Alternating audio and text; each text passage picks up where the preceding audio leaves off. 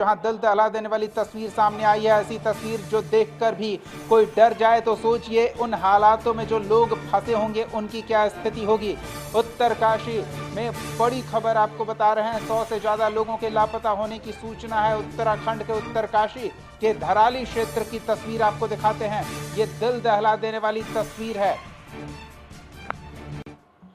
ये देखिए, दो पहाड़ी के बीच से पहले जहां नाला नुमा पानी के लिए रास्ता ग्रामीणों ने बना रखा था, इसे खीर गंगा नदी के तौर पर जाना जाता है। ये पहाड़ी नदी जिसमें बरसात के समय ही पानी आया करता था, लेकिन इस बार बादल फटा और बादल फटने से पहाड़ी के ऊपरी हिस्से से बड़े बड़े चट्टान और मलबे के साथ तेज धार पानी ने हर बांध को तोड़ दिया और रिहायशी इलाके में दाखिल हो गया मलबा, जिससे सैकड़ों लोग के दबे होने की बात सामने आ रही है। इस भयावह तस्वीर को देखकर किसी का भी दिल दहल उठे। तस्वीर सामने आने के साथ ही राहत और बचाव कार्य के लिए एनडीआरएफ, एसडीआरएफ और यहां तक कि सेना की टुकड़ी को भी मौके पर भेजा गया है। राहत और बचाव कार्य चलाया जा रहा है।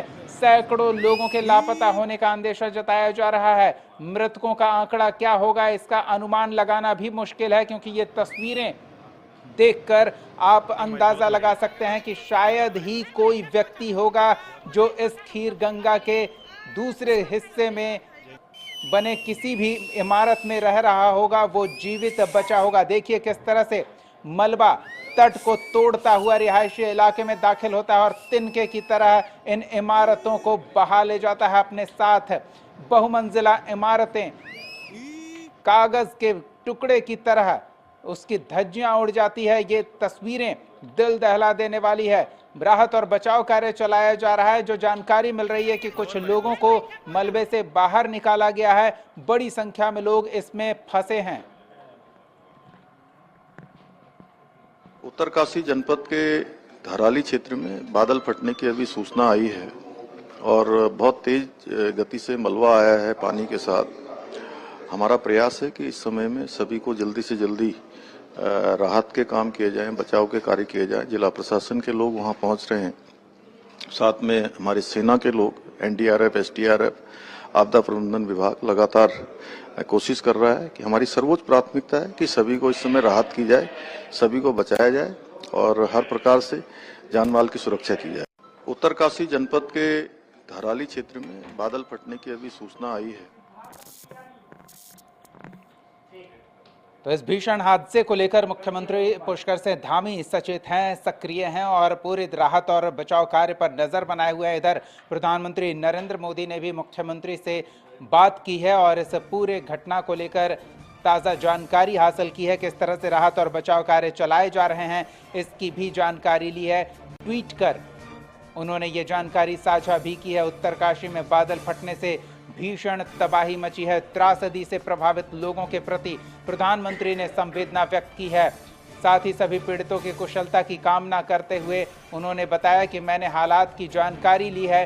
राज्य सरकार की निगरानी में राहत और बचाव कार्य चलाए जा रहे हैं। लोगों तक मदद पहुंचाने में कोई कोर कसर, राहत कार्य में किसी तरह की कोताही नहीं की जाएगी।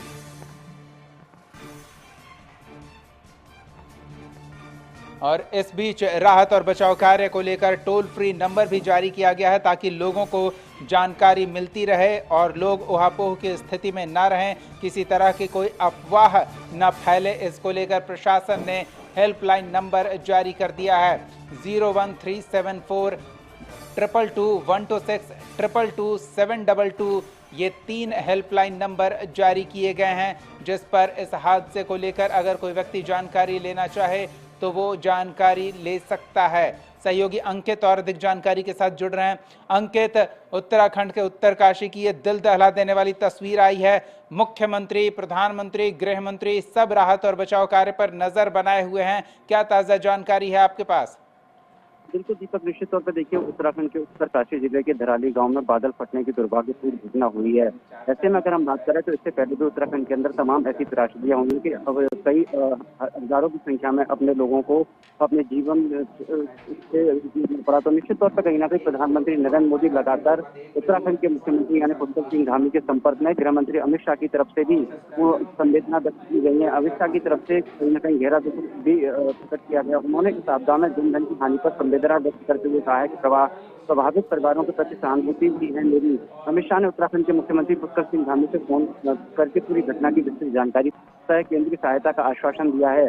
गृह मंत्री ने स्थिति की गंभीरता को देखते हुए एनडीआरएफ एवं अन्य एजेंसियों की तत्परता से कार्य के निर्देश दिए गए। मुख्यमंत्री पुष्कर सिंह धामी अपना दौरा स्थगित कर तत्काल देहरादून के लिए रवाना हो गए हैं।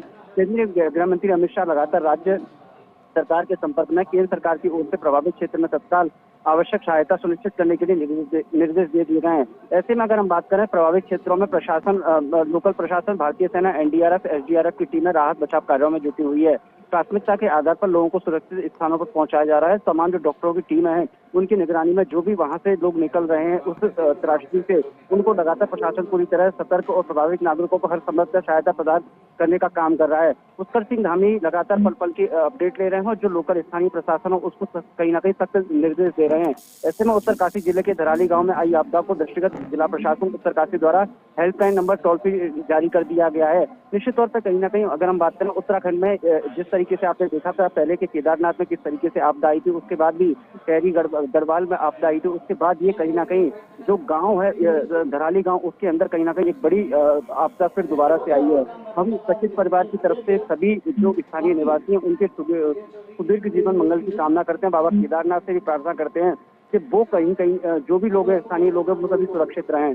तो निश्चित तौर पर प्रधानमंत्री, गृह मंत्री और वहाँ के स्थानीय मुख्यमंत्री यानी पुष्कर सिंह धामी लगातार पल पल की जानकारी दे रहे हैं और जो वहाँ पर फंसे हुए लोग हैं उनको जो टीमें गठित की गई है वो लगातार रेस्क्यू ऑपरेशन के माध्यम से उनको सुरक्षित निकालने का काम कर रहे हैं। बिल्कुल अंकित, कोई अनुमान लगाया जा सकता है कि कितने लोग इससे प्रभावित हुए होंगे, क्योंकि पर्यटक का मौसम है, पर्यटक बड़ी संख्या में पहुंच रहे होंगे।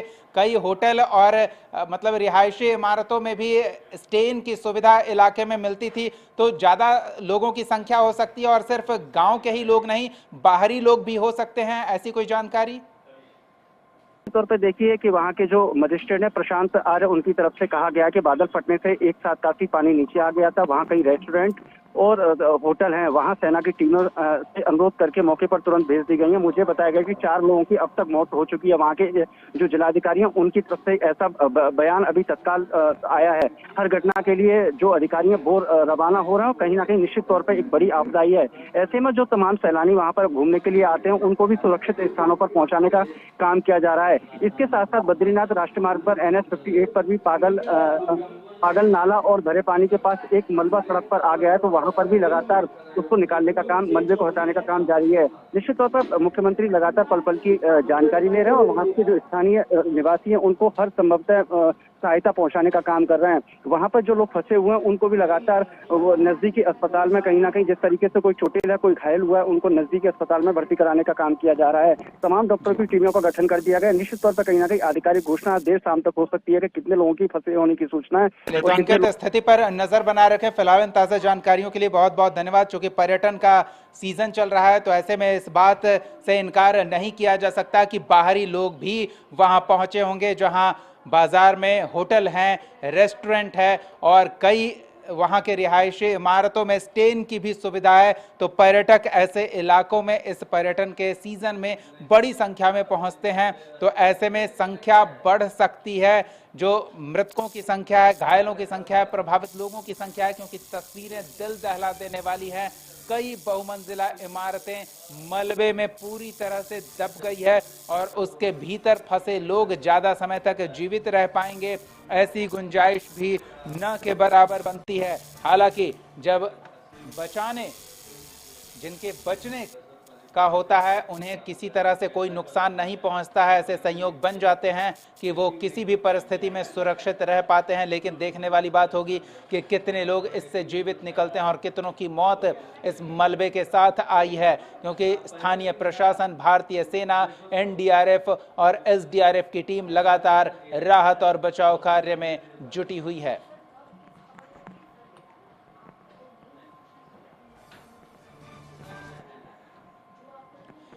चलिए बिहार का